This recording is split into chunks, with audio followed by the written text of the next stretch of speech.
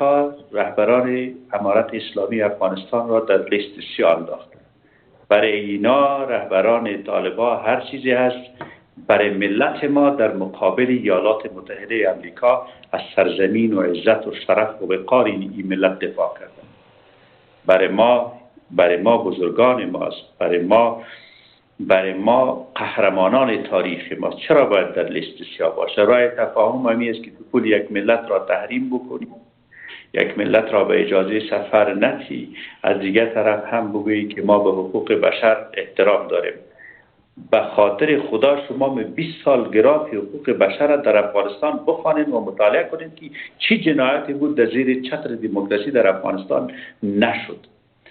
2 میلیون انسان در 20 سال استراتژی غلط ایالات متحده امریکا در عراق، افغانستان و کشورهای دیگر کشت. چطور میتونیم که موقف ایالات متحده امریکا را به دل بزو باید بذاریم که قطعا نخیر.